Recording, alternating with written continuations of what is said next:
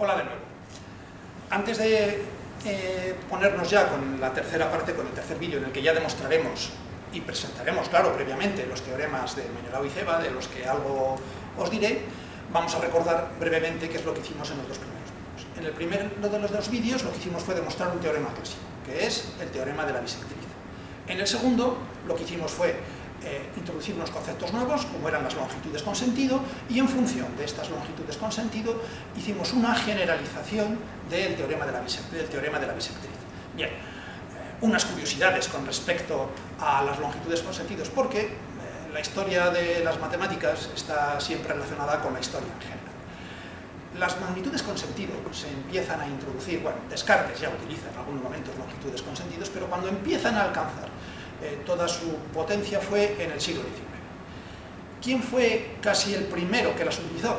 Pues Lassalle, Nicolas, Marguerite, Carnot, LNM Carnot. En homenaje a Carnot utilizaré para marcar muchos puntos a partir de ahora las iniciales de su nombre, L, N y M. ¿Quién fue Carnot? Bueno, Carnot fue el organizador de la victoria, según alguna de las asambleas que llevaron adelante la Revolución Francesa, porque organizó buena parte de los ejércitos que triunfaron, de los ejércitos franceses que triunfaron sobre los ejércitos prusianos. Además, fue ministro de guerra de Napoleón, que dimitió en 1800, ministro de guerra de Napoleón, luego dimitió. En 1803 escribió uno de los libros clásicos, que es la geometría de la posición, y por cierto, tuvo dos hijos, uno de ellos, Sadi, es muy conocido, es el autor de la segunda ley de la termodinámica, el ciclo de Carnot, y su otro hijo fue un estadista y además fue padre de un presidente de la República Francesa, un presidente que fue presidente desde el 88, desde 1887, si no recuerdo mal, hasta 1894, en la que, pues, por desgracia, murió asesinado. Bien, como digo, ciertas curiosidades. ¿Qué vamos a hacer? Además de dar curiosidades, que es lo que hemos hecho, pues presentar y demostrar los teoremas de Menelau, y Ceva.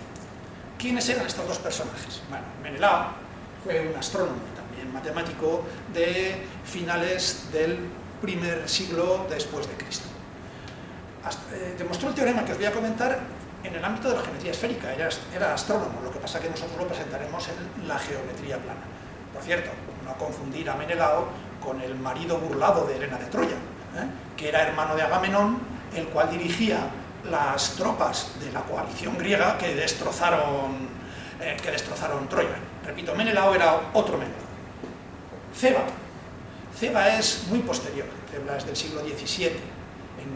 Este hombre, Ceva, estuvo preocupado por la cuadratura del círculo y consiguió algunos resultados erróneos en la cuadratura del círculo. Sin embargo, más adelante demostró su teorema y redescubrió el teorema de Menelau, que como digo, los demostró. En un principio pasaron desaparecidos, pero cuando estos dos teoremas alcanzaron toda su potencia fue a raíz de que Carnot publicó el libro del que os he hablado. Bien, os cuento qué dice el teorema de Menelau, es el más antiguo. El teorema de Menelau es muy útil cuando se quiere demostrar colinealidad de puntos. Es decir, nosotros tenemos un triángulo y hay ciertos puntos que están en diferentes lados y queremos saber si son colineales o no. El teorema de Ceva es un poco dual en algún sentido del teorema de Menelau, porque es muy útil para utilizarlo cuando queremos saber si tres rectas que pasan por los vértices de un determinado triángulo van a concurrir o no. Es decir, el teorema de Menelau es muy útil cuando estamos preocupados por problemas de colinealidad de puntos, y el teorema de Ceva es muy útil cuando estamos preocupados por la concurrencia de rectas. Bueno, ¿y qué dice el teorema de Menelau? El teorema de Menelau nos dice que si tenemos tres puntos, que los denotaré como L, M y N, como he dicho antes, en homenaje a Carnot, y tenemos el punto L, que es un punto que está en el lado AC, pero no sin que sea un vértice. Lo he dibujado en esta situación, podría haberlo dibujado en otra. Es más sencillo los dibujos que van a ser. M, que esté en el lado CB, y N, que esté en el lado AB. Bueno, pues el teorema de Menelau nos dice lo siguiente. que estos tres puntos L, M, N están alineados si y solo si el producto de las razones en las que L divide al lado AC, M al lado CD y N al lado BA es exactamente menos 1. Es decir, si la razón en la que L divide a AC, o B, M a BC. Empiezo por B, por recordarnos la idea. Si B, M dividido por M, C, multiplicado por la razón en la que L divide a CA, es decir, CL dividido por L A, multiplicado por la razón en la que M divide a AB, es decir, A, N partido por N, B, esto es exactamente menos 1. Mirad que estamos utilizando las magnitudes cósmicas. Bien, ¿cómo vamos a demostrar este teorema? ¿Cómo lo vamos a ver? Bueno, pues vamos a hacerlo otra vez utilizando técnicas clásicas, la semejanza de triángulos. ¿Qué hacemos entonces? Bueno, pues para ello vamos a trazar algunas rectas auxiliares. Vamos a trazar la recta perpendicular que pasa por A y que es, bueno, antes de nada, he de decir que esto es un sí y solo sí. Luego tendré que demostrarlo en una dirección y en otra. Tendré que demostrar que si los tres puntos están alineados, se verifica la relación que está aquí escrita, y por otra parte tendré que demostrar que si se verifica esta relación, entonces los tres puntos están alineados. Comienzo en primer lugar viendo que supongo que L, M y N están alineados y voy a demostrar que se verifica esta relación. Esa es la primera parte de la demostración. Para esta primera parte de la demostración, ¿qué es lo que voy a hacer? Pues algo que se utiliza muchísimas veces en geometría, trazar algunas rectas auxiliares para conseguir alguna de las razones que nosotros estamos buscando. ¿Cuáles son estas rectas auxiliares? Pues las alturas desde los vértices A, C y B a la recta que hemos dicho que determinan L, M y N. Las pinto así. Bien. Voy a denominar de alguna manera a estos tres segmentos. Les voy a llamar P a este segmento, Q a este segmento y R a este segmento. Y voy a llamar la atención en que estamos consiguiendo algunos triángulos que son semejantes. Fijémonos que este triángulo, con vuestro permiso, voy a pintarlo en rojo. Este primer triángulo es semejante a este segundo triángulo. Ángulo recto, ángulos opuestos por el vértice, por lo tanto, semejantes. Este segundo triángulo, que voy a marcar ahora aquí un poco en verde, este triángulo es semejante a este, otra vez igual. Recto, opuestos por el vértice, por lo tanto, triángulos semejantes. Y un último triángulo, que es el triángulo grande, este triángulo que marco en blanco ahora, es semejante a este triángulo que marco en blanco aquí, que es pequeño, otra vez igual. Ángulo recto, el mismo ángulo que comparten, luego el tercero. Esas tres parejas de triángulos son parejas de triángulos semejantes. Bueno, pues veamos a ver qué es lo que pasa con estos triángulos semejantes. Empiezo por el primero. Pues, si nos fijamos en este, CL partido por LA, por cierto, no me preocupo de los signos, luego hablaré por qué. CL partido por LA, pues es exactamente Q dividido por P. Este segmento dividido por este. Q dividido por P. Voy a fijarme en estos dos triángulos, pues BM partido por MC, BM dividido por MC, BM dividido por MC es R dividido por R dividido por. Y ahora me fijo en el tercero de los triángulos, AN dividido por NB, AN dividido por NB, recuerdo, AN dividido por NB es es exactamente P dividido por R. P dividido por R. Entonces, recuerdo, Bn partido por Mc. Bn partido por Mc. ¿Eso qué es? Bn partido por Mc es R dividido por Q. Lo escribo aquí. R dividido por Q. Cl partido por LA. Cl partido por LA. ¿Eso qué es? Q dividido por P. Lo escribo aquí. Por Q dividido por P. Y AN dividido por NB. AN dividido por NB, que es P dividido por R. Lo escribo aquí. P dividido por R. R numerador, R denominador. Q numerador, Q denominador, P numerador, P denominador. Esto es 1. Bien, yo he dicho que este producto, considerando signos, era menos 1. Recordemos lo siguiente. ¿Qué puede ocurrir cuando una recta corta a los lados del triángulo? Bueno, pues puede ser que no corte a ninguno de los segmentos de las partes internas, digamos, del triángulo. Es decir, corta a los 3 segmentos externamente. ¿Qué dijimos en el segundo vídeo cuando hablábamos del signo en el que tenían, el signo que tenían la razón en la que un punto dividía a un segmento? Pues que cuando estaba exteriormente el signo era negativo. Es decir, se pueden dar 3 signos negativos. Negativo por negativo por negativo, negativo, menos 1. Si corta a un lado, entre los dos vértices necesariamente tiene que cortar a otro lado entre los dos vértices, y estos dos son positivos. El tercero tiene que cortar negativamente. Luego, ¿cuál tiene que ser el signo obligatoriamente de ese producto? El signo tiene que ser menos 1.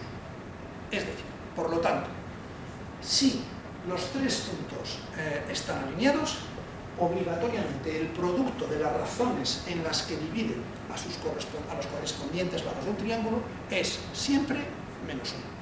Claro, ¿qué ocurre? Que nos queda demostrar la suficiencia. Es decir, tendremos que ver, y lo vamos a hacer ahora mismo a continuación, que si el producto de los 3 segmentos es menos 1, entonces los 3 puntos están alineados. Vamos pues con la suficiencia del teorema. Suponemos que L, N y M, hemos dicho que queremos ver que L, N y M están alineados siempre que se produzca esta relación. Bueno, pues no estamos seguros de que sea así. ¿Qué es lo que hacemos?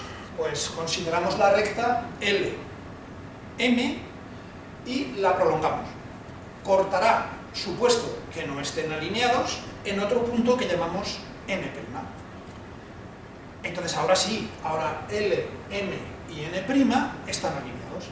¿Qué es lo que verifican según acabamos de ver? Si los 3 puntos están alineados, entonces tienen que verificar la siguiente condición. Tienen que verificar que Bn partido por MC multiplicado por Cl partido por LA multiplicado por AN' dividido por N'B, esto es exactamente menos 1 según hemos visto en la parte anterior del teorema.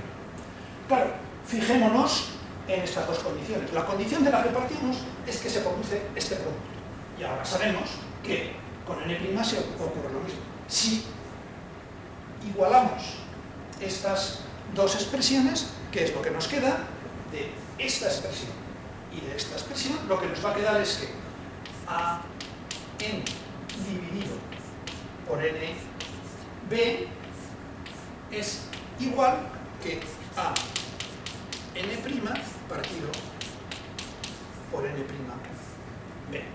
Y ahora os dejo como ejercicio que veáis que si dos puntos dividen en la misma proporción a un segmento, necesariamente esos 2 puntos tienen que ser el mismo.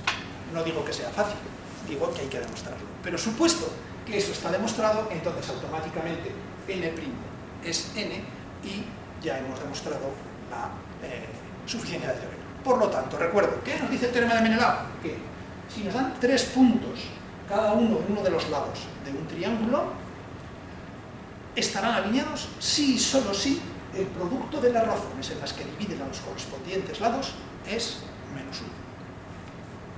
Y vamos ya con el teorema de Ceva, que como he dicho previamente, este nos va a dar condiciones necesarias y suficientes para saber cuándo tres rectas, que habitualmente se llaman cebianas, van a ser concurrentes. ¿Qué son rectas cebianas? Pues son rectas cebianas, son aquellas rectas que pasan por un vértice y por lo tanto cortan el lado opuesto en algún punto, siempre que no sea un lado, evidentemente. Bueno, ¿qué nos dice el teorema de Menelao? Perdón, el teorema de Ceva. El teorema de Ceva dice que tres rectas cebianas, o tres rectas que pasan por los vértices y cortan a los lados contrarios en tres puntos L, M y N, seguimos con el homenaje a Carnot. Estas tres rectas son concurrentes, es decir, la recta AL, la recta BN y la recta CN son concurrentes,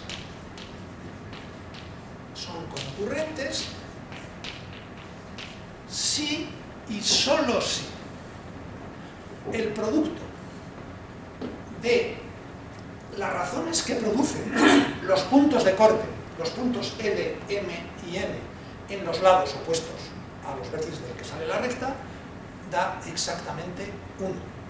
Es decir, si BL dividido por LC multiplicado por CM dividido por MA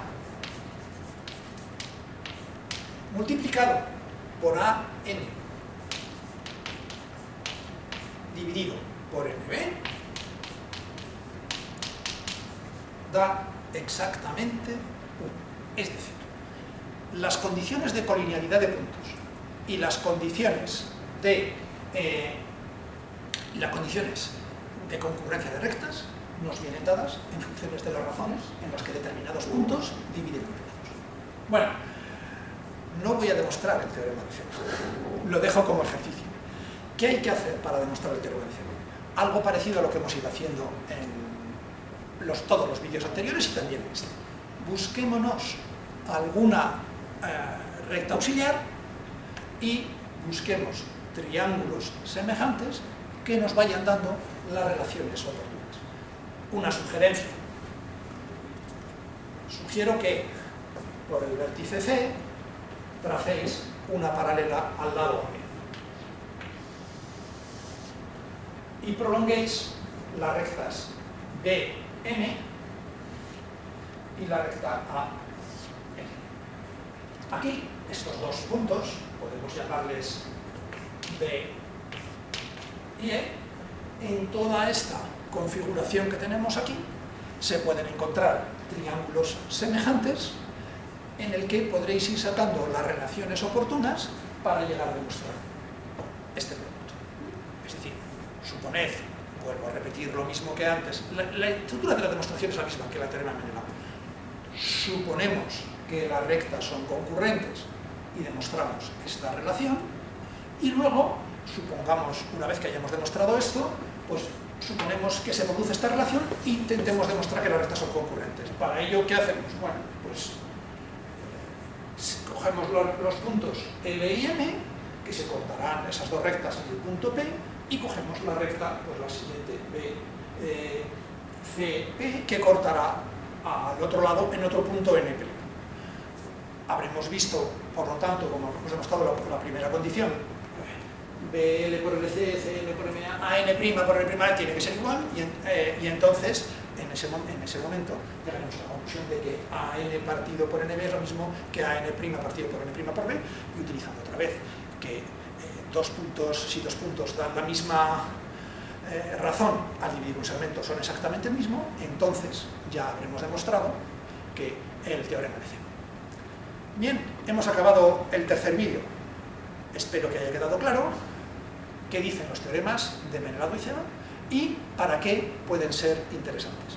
En un vídeo posterior propondremos algunos problemas que podrán ser resueltos con estos dos teoremas clásicos. Recuerdo, el teorema de Menelao se demostró en primer lugar para la geometría esférica.